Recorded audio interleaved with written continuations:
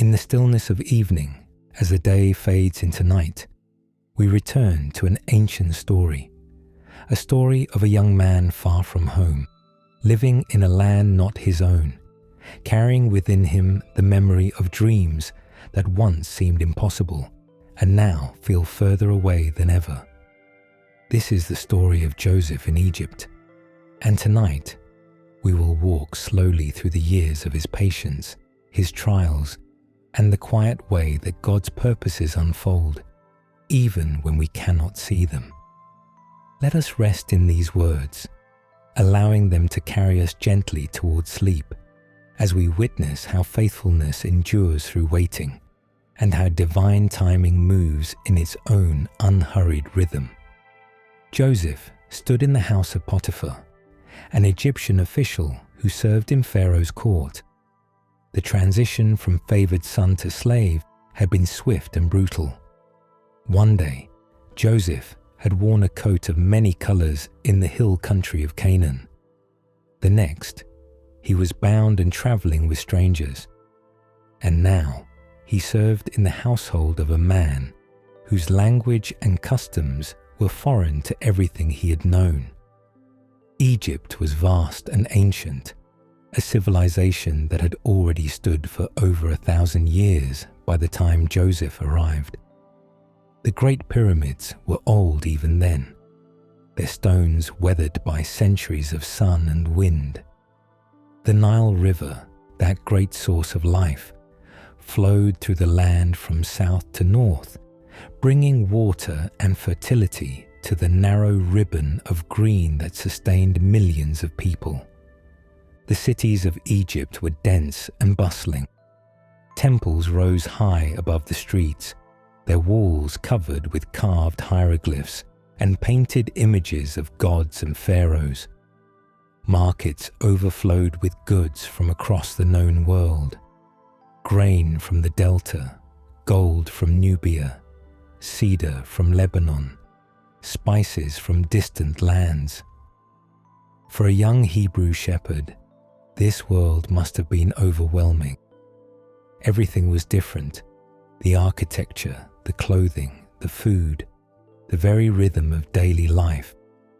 But Joseph adapted, and the scriptures tell us something remarkable. The Lord was with Joseph and gave him success in all he did. Potiphar's household was substantial. As a captain of the guard, Potiphar held an important position. The title suggests he was responsible for security, perhaps overseeing the royal bodyguard or managing certain aspects of the pharaoh's protection. This was a role that required trust and competence. The household would have included other slaves, servants, craftsmen, perhaps a steward who managed the daily affairs. There would have been storerooms for grain and oil, quarters for the servants, cooking areas, courtyards where the daily work was done. Into this household, Joseph came as simply another slave. He would have been assigned basic tasks at first, perhaps helping in the storerooms or assisting with the daily chores that kept a large household running smoothly. But something became apparent quickly. Whatever Joseph was asked to do, he did well. He was reliable, capable. When given responsibility, he handled it with care and wisdom. Potiphar noticed this. The text tells us that Potiphar saw that the Lord was with Joseph, and that the Lord gave Joseph success in everything he did. This is a remarkable statement. An Egyptian official recognizing the presence of the Hebrew God in the life of his slave. Perhaps it was simply that everything Joseph touched seemed to prosper. The household ran more smoothly. Affairs that had been disorganized became orderly. Problems were solved before they grew larger. Whatever the reason, Potiphar's trust in Joseph grew. He began to give him more responsibility, placing him in charge of more significant aspects of the household's management. In time, Joseph became the overseer of Potiphar's entire household. This was an extraordinary rise for a slave. The text tells us that Potiphar put Joseph in charge of everything he owned, holding back nothing except the food he ate. This phrase, "except the food he ate," may suggest certain Egyptian customs about ritual purity, or it may simply mean that Potiphar's only remaining concern was his own daily meals. Everything else he entrusted to Joseph. Think of what this meant. Joseph, still legally a slave, now managed the affairs of a high-ranking Egyptian official. He oversaw the other servants. He managed the finances. He made decisions about purchases and sales, about planting and harvesting, about all the countless details that kept a wealthy household functioning. And the scriptures tell us that from the time Joseph was put in charge, the Lord blessed Potiphar's household because of Joseph. Everything in Potiphar's house and fields prospered. This is a pattern we will see throughout Joseph's story, that the blessing of God rests not only on Joseph himself, but on those around him. His presence brings prosperity to others, even when his own circumstances remain difficult. Joseph was still a slave. He still had no freedom to leave, no control over his own destiny. He was far from his father's house, far from the land he had known. And yet, within these constraints, he served faithfully. He did his work with excellence. He honored God in a foreign land. The text also tells us that Joseph was well built and handsome. This detail, which seems almost incidental, will become important. In the household where Joseph worked, Potiphar's wife began to notice him. Day after day, she saw this capable, handsome young man managing her husband's affairs, and she desired him. One day, when the other servants were away and Joseph was in the house attending to his duties, Potiphar's wife approached him directly. "Come to bed with me," she said. Joseph refused. His response reveals much about his character and his understanding of his position. "My master has withheld nothing from me except you, because you are his wife," Joseph said. "How then could I do such a wicked thing and sin against God?" Notice what Joseph said. He did not simply decline because it would be imprudent or because he might be caught. He called it a wicked thing and a sin against God. Even here, far from his father's house, far from his homeland and his people, Joseph still understood himself to be accountable to the God of his fathers. His identity as a follower of the Lord was not tied to a location. It went with him, even into Egypt, even into slavery.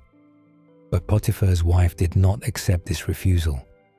Day after day, she spoke to Joseph, pressuring him, trying to seduce him. And day after day, Joseph refused. He would not betray his master's trust. He would not sin against God. Joseph even took practical steps to avoid temptation. He refused to be near her.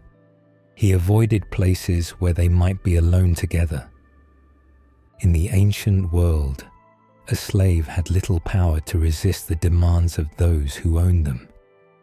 If Potiphar's wife had commanded him as his owner, Joseph would have had few options. But she wanted his willing participation, not forced compliance. And so she continued to press him, and he continued to refuse. Then came a day when, once again, Joseph was in the house, attending to his duties. None of the other servants were inside. Potiphar's wife saw her opportunity. She caught hold of his cloak and said, "Come to bed with me." Joseph fled. He left his cloak in her hand and ran from the house. In that moment, Joseph chose faithfulness over safety. He chose to honor God rather than protect his position. He ran from sin, even though he must have known that his flight might bring consequences. And consequences did come. Potiphar's wife, left holding Joseph's cloak, her desire rejected and her pride wounded, made a decision. She would turn this situation to her advantage. She called the other servants and said to them, "Look, this Hebrew has been brought to us to make sport of us. He came in here to sleep with me, but I screamed. When he heard me scream, he left his cloak beside me and ran out of the house." When Potiphar came home, she told him the same story. "That Hebrew slave you brought us came to me to make sport of me. But as soon as I screamed, he left his cloak beside me and ran out of the house." The accusation was clever. She presented herself as the victim. She emphasized Joseph's foreignness. "This Hebrew, that Hebrew slave you brought us." She claimed that his very presence in their household was an insult, suggesting that Potiphar had been wrong to trust him. And she had evidence: Joseph's cloak, left behind in his flight. When Potiphar heard his wife's story, he was furious. The text does not elaborate on his thoughts. Did he believe her completely? Did he have doubts? We cannot know. What we do know is that Potiphar had Joseph seized and thrown into prison. Not just any prison, but the prison where the king's prisoners were confined. Likely a facility for those who had offended the royal court in some way. And so Joseph, who had done nothing wrong, who had in fact resisted sin at great personal cost, found himself imprisoned. The capable administrator who had brought prosperity to Potiphar's household was now locked away, his freedom completely gone.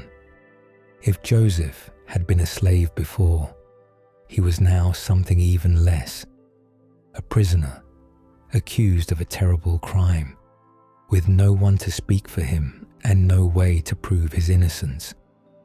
Everything he had built in Potiphar's house was gone. His reputation was destroyed. His future looked impossibly bleak. And yet, the text tells us once again, the Lord was with Joseph. Even in prison, God's presence remained.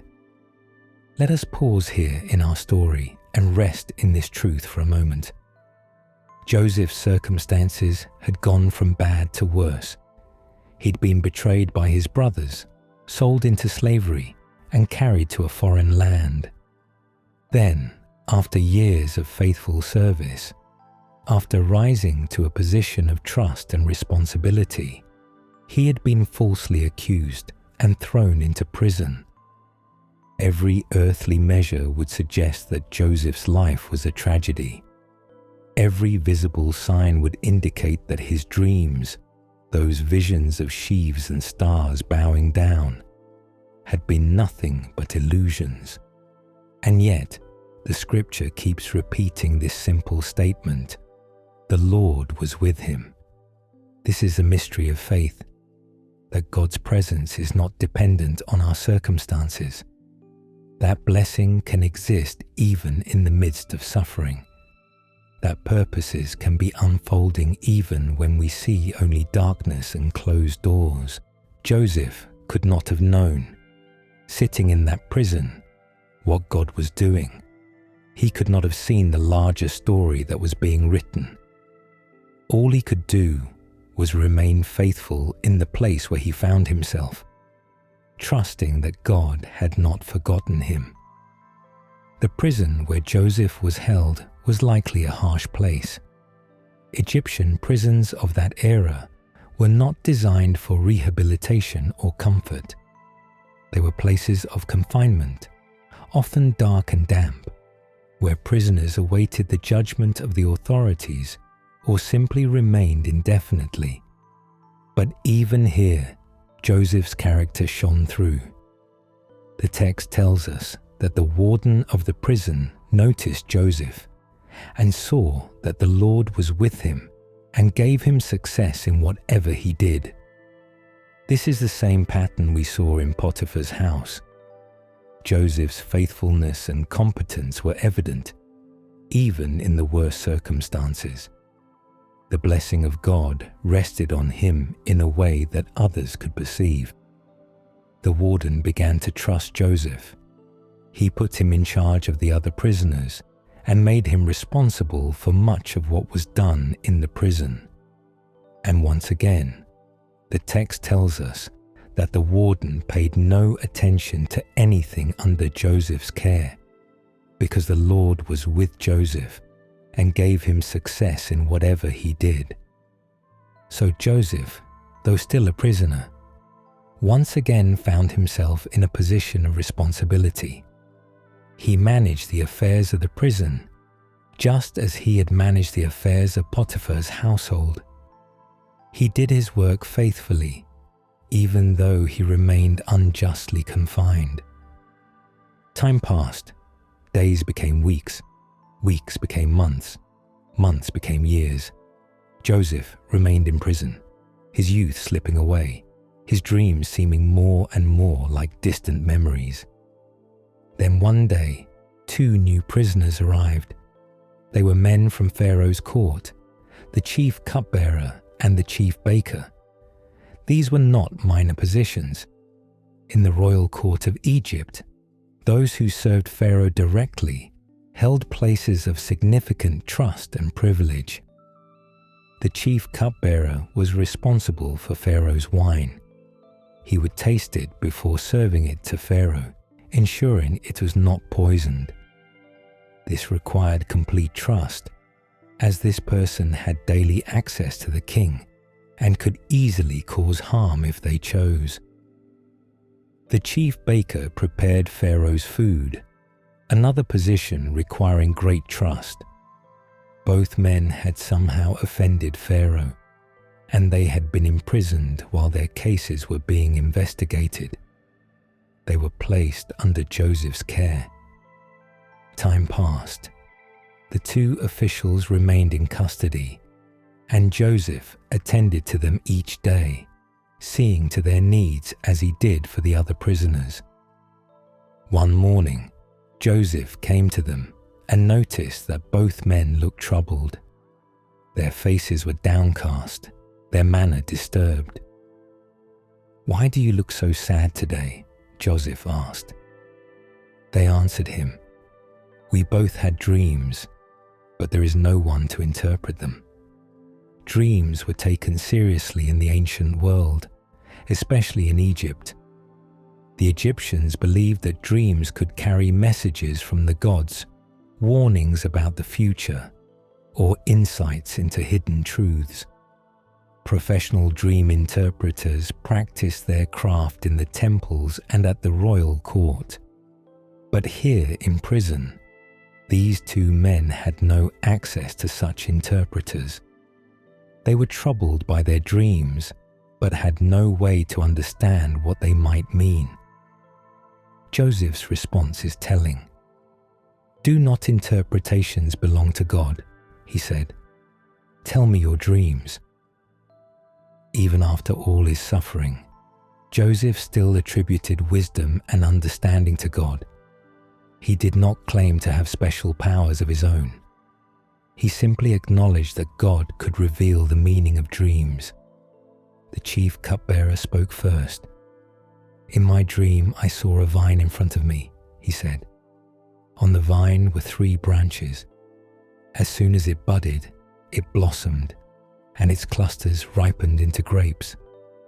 Pharaoh's cup was in my hand, and I took the grapes, squeezed them into Pharaoh's cup, and put the cup in his hand." Joseph listened to the dream, and its meaning became clear to him. "This is what it means," Joseph said. "The 3 branches are 3 days. Within 3 days, Pharaoh will lift up your head and restore you to your position. You will put Pharaoh's cup in his hand, just as you did while you were his cupbearer." This was good news for the cupbearer. His dream promised restoration, a return to his former position and honor.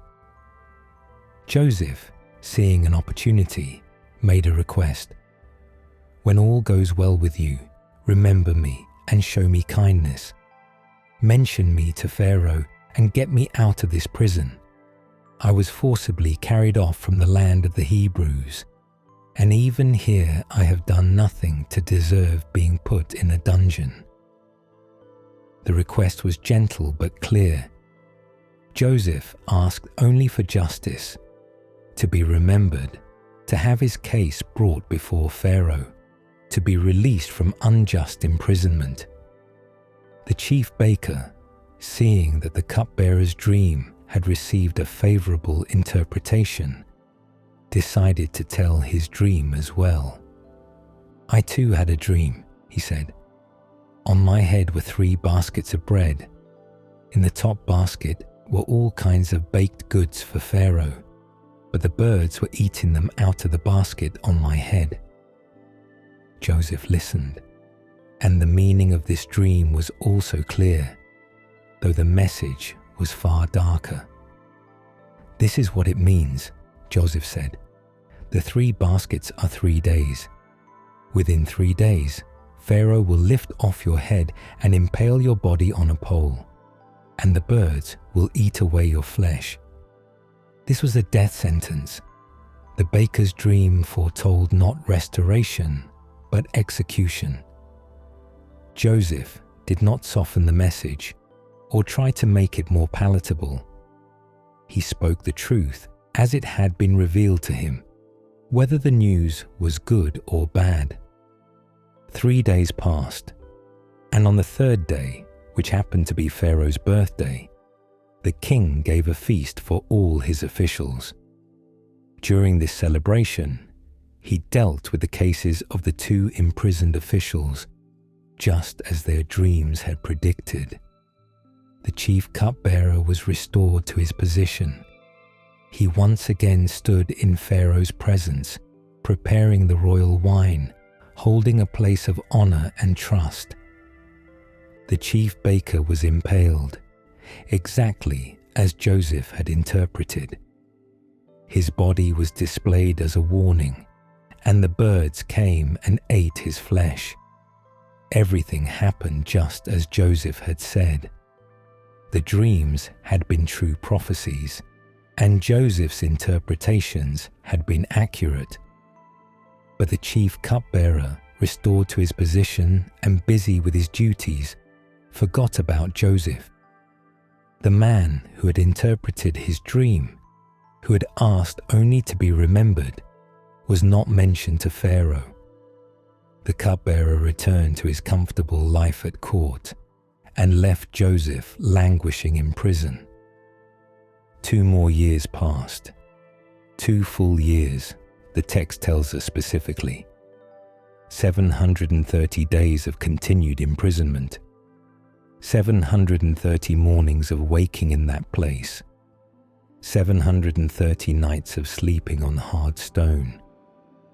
Joseph waited, and God's timing continued its slow, mysterious unfolding. In the palace, Pharaoh himself had dreams. Not just one dream, but 2, both in the same night. And these dreams troubled him deeply. In the first dream, Pharaoh stood by the Nile River. This great river was the lifeblood of Egypt, the source of all its prosperity. Each year, the Nile flooded its banks, depositing rich silt across the farmland and making Egypt the most productive agricultural region in the known world. As Pharaoh stood by the river in his dream, 7 cows came up out of the Nile. They were sleek and fat, healthy animals that grazed among the reeds along the riverbank. Then 7 other cows came up out of the river behind them. But these cows were ugly and gaunt, their ribs showing, their bodies wasted by hunger or disease. And the gaunt, ugly cows ate up the 7 sleek, fat cows. But even after they had eaten them, they looked just as ugly and gaunt as before. Then Pharaoh woke up. The dream had been vivid and disturbing. He fell asleep again, and he had a second dream. In this dream, 7 heads of grain grew on a single stalk. They were healthy and full, ripe and ready for harvest. After them, 7 other heads of grain sprouted, thin and scorched by the east wind, shriveled and worthless. And the thin heads of grain swallowed up the 7 healthy, full heads. Pharaoh woke up again, and he realized he had been dreaming. But the dream stayed with him, vivid and troubling. In the morning, his mind was disturbed. He could not shake the feeling that these dreams meant something important, that they carried a message he needed to understand. So Pharaoh sent for all the magicians and wise men of Egypt. These were the professional interpreters of dreams, men trained in the ancient traditions of Egyptian wisdom. They came to Pharaoh's court, and he told them his dreams, but none of them could interpret the dreams for him. They offered various explanations, but nothing satisfied Pharaoh. Nothing felt right. The meaning of the dreams remained hidden. Then the chief cupbearer, standing in Pharaoh's presence, suddenly remembered. 2 years had passed since his own dream in prison, since the young Hebrew slave had interpreted it accurately. 2 years since he had promised to remember Joseph and had forgotten. Now, with Pharaoh troubled and none of the wise men able to help, the memory returned. "Today I am reminded of my shortcomings," the cupbearer said to Pharaoh. He then told the story of his imprisonment, his dream, and the young Hebrew who had interpreted it correctly. He mentioned the baker's dream as well, and how both interpretations had come to pass exactly as Joseph had said. "There was a young Hebrew with us there, a servant of the captain of the guard," the cupbearer said. "We told him our dreams, and he interpreted them for us, giving each man the interpretation of his dream. And things turned out exactly as he interpreted them to us. I was restored to my position, and the other man was impaled." Pharaoh listened, and immediately he sent for Joseph. Messengers hurried to the prison. They found Joseph and brought him the news. Pharaoh wanted to see him. Immediately, Joseph was taken from the dungeon. He shaved himself, as was the Egyptian custom, and changed his clothes. The rough garments of a prisoner were replaced with something more suitable for appearing before the king. And then Joseph was brought before Pharaoh, the most powerful man in Egypt, the living God king who ruled over millions. How long had it been since Joseph had stood in his father's house in Canaan? More than 13 years. He had been 17 when his brother sold him. He was now 30 years old. His youth had been spent in slavery and prison. But now he stood before Pharaoh, and the course of his life was about to change. Pharaoh said to Joseph, "I had a dream, and no one can interpret it, but I have heard it said of you that when you hear a dream, you can interpret it." Joseph's response reveals his character, unchanged by all his suffering. He did not claim special powers.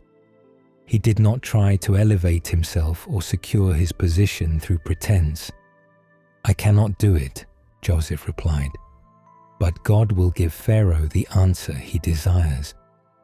Even here, standing before the most powerful ruler in the world, Joseph attributed all wisdom and understanding to God.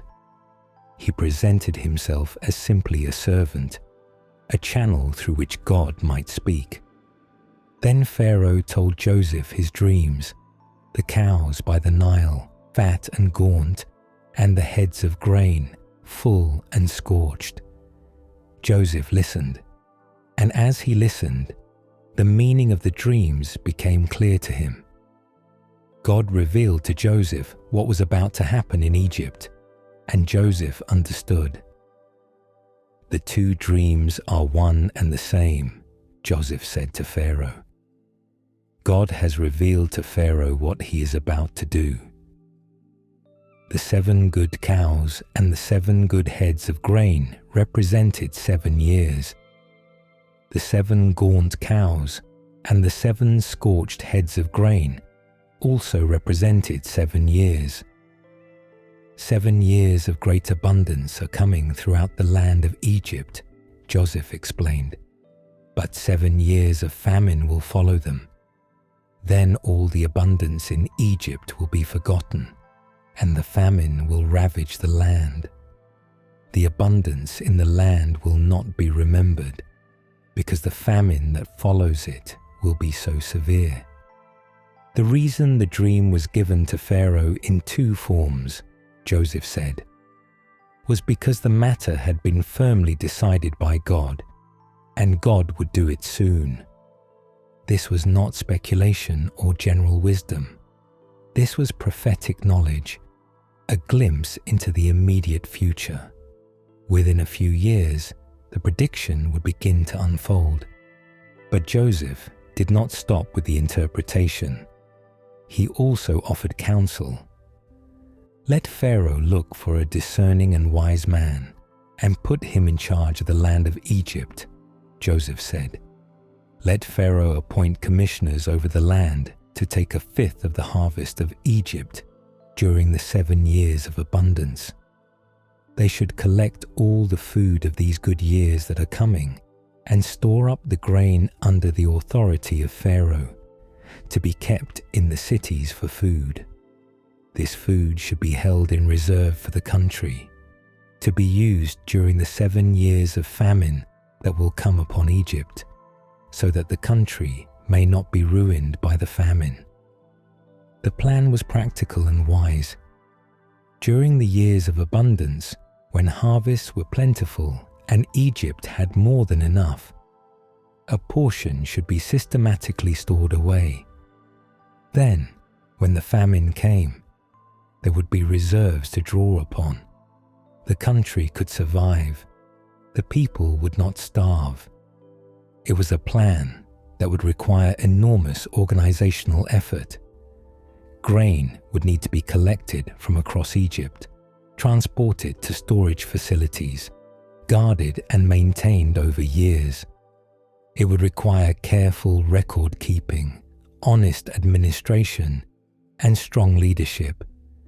But it was achievable, and it was necessary if Egypt was to survive what was coming. The plan impressed Pharaoh and all his officials. They saw the wisdom in it. They recognized that this interpretation felt right, that it carried the weight of truth. Pharaoh said to his officials, "Can we find anyone like this man, one in whom is the Spirit of God?" Then Pharaoh turned to Joseph. "Since God has made all this known to you, there is no one so discerning and wise as you. You shall be in charge of my palace, and all my people are to submit to your orders. Only with respect to the throne will I be greater than you." In a moment, everything changed. Joseph went from prisoner to second in command of all Egypt, from the dungeon to the palace, from forgotten slave to the administrator of a kingdom. Pharaoh took his signet ring from his finger and put it on Joseph's finger. This ring was the symbol of royal authority. Documents sealed with it carried the weight of Pharaoh's own command. He dressed Joseph in robes of fine linen and put a gold chain around his neck. He had Joseph ride in a chariot as his second in command, and people shouted before him, "Make way." Pharaoh also gave Joseph an Egyptian name, Zaphnath-Paneah, and gave him a wife Asenath, the daughter of Potiphera, priest of On. Through this marriage, Joseph was connected to one of the most important priestly families in Egypt. Joseph was 30 years old when he entered the service of Pharaoh, king of Egypt. 13 years had passed since his brothers had sold him. 13 years of slavery and imprisonment. 13 years of waiting. But now, those years of faithfulness were bearing fruit. Joseph had remained true to God in Potiphar's house and in prison. He had served well wherever he was placed. He had refused to become bitter, refused to abandon his integrity, refused to stop trusting that God was present even in the darkness. And now, in God's timing, Joseph was being elevated to a position where he could save not only Egypt, but many nations from the coming famine. Joseph went out from Pharaoh's presence and traveled throughout Egypt, surveying the land, beginning the work he had been given to do. The 7 years of abundance began, just as Joseph had predicted. The land produced plentifully. The harvests were extraordinary. More grain than anyone could count. More food than the country needed. Joseph organized the collection system. He appointed overseers in every region. Granaries were built in the cities, massive storehouses designed to hold vast quantities of grain. 1/5 of each harvest was collected and stored away, while the people still had more than enough for themselves. The text tells us that Joseph stored up huge quantities of grain, like the sand of the sea. It was so much that he finally stopped keeping records because it was beyond measure. During these years of abundance, Joseph's 2 sons were born. Asenath bore him 2 children, and Joseph gave them Hebrew names that reflected his journey.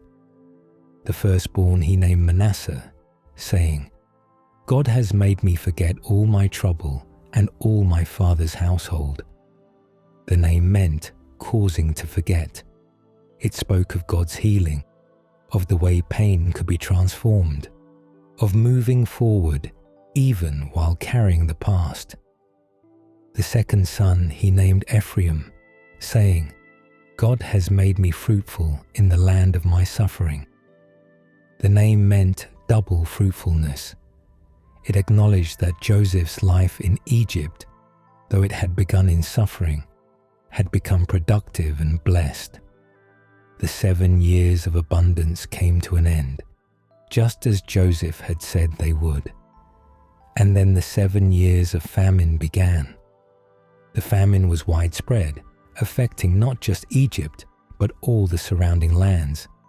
In Canaan, in Mesopotamia, across the entire region, the rains failed, the harvests were poor, food became scarce. But in Egypt, thanks to Joseph's planning, there were reserves.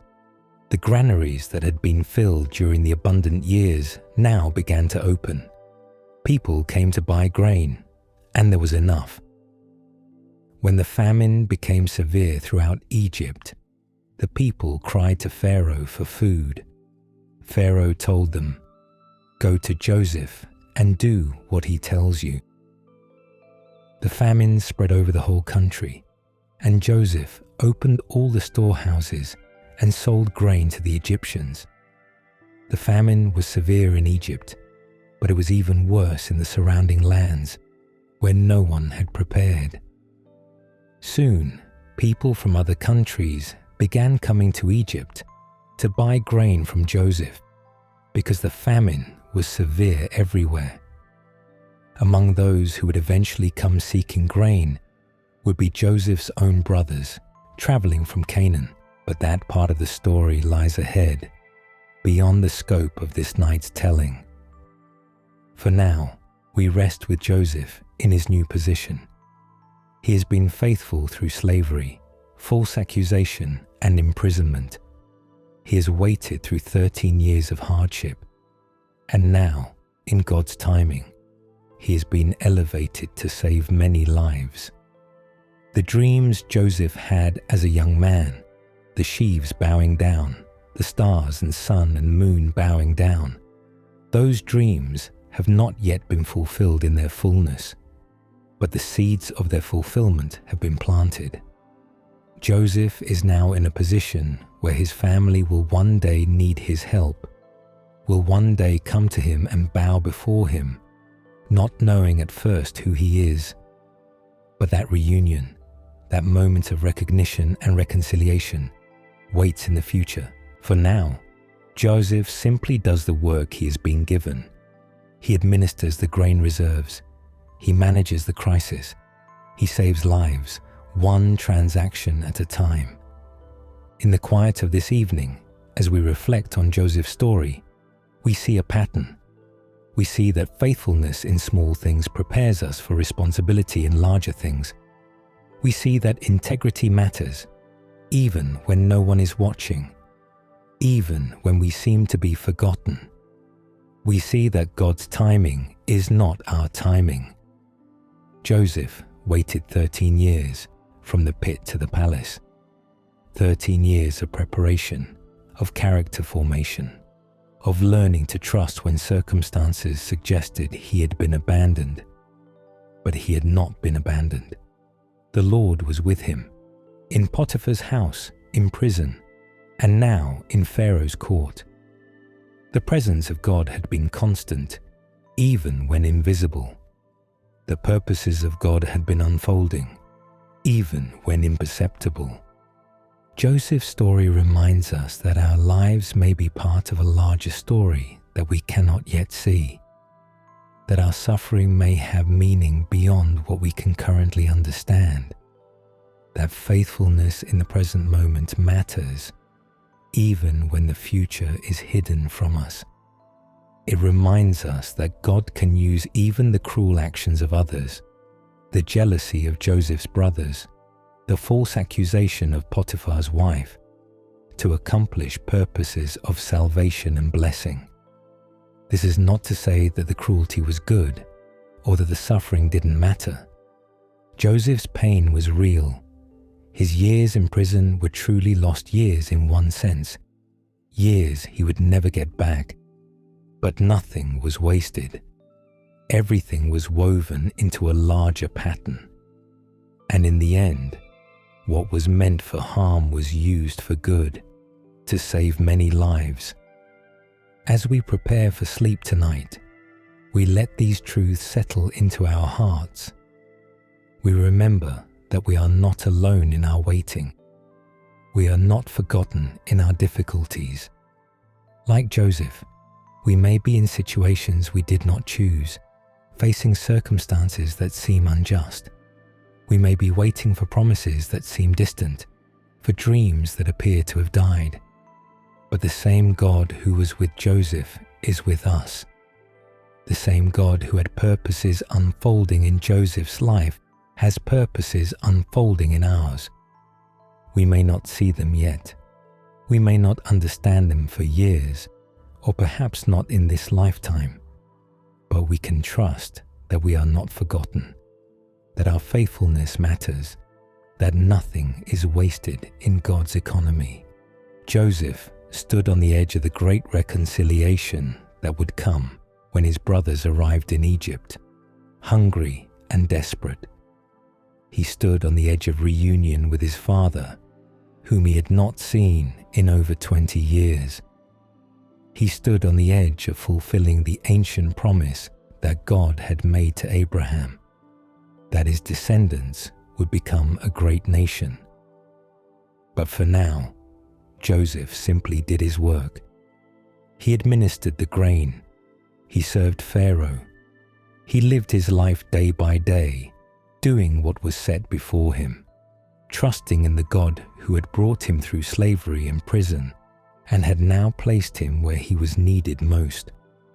This is the posture of faith, to be faithful in the present, to do what is right in the moment we inhabit, to trust that God is weaving all things together for purposes beyond our seeing, beyond our understanding. May you rest well this night. May your sleep be deep and peaceful. May you wake with renewed strength and quiet confidence that you, like Joseph, are held in the palm of God's hand. The story continues beyond this night, but for now, we rest. We breathe slowly. We release the day's concerns. We trust that God's purposes are unfolding, even when we cannot see them, even when the waiting feels long. Sleep comes as a gift. Rest comes as a blessing. And in the morning, we will wake to continue our own stories, carrying within us the lesson of Joseph, that patience and faithfulness are never wasted, that God's timing is perfect even when it tests us, and that presence matters more than circumstance. Rest well, sleep deeply, and know that you are held in love, even in the darkness, even in the waiting. The God who was with Joseph then is with you now. Peace be with you this night. Amen.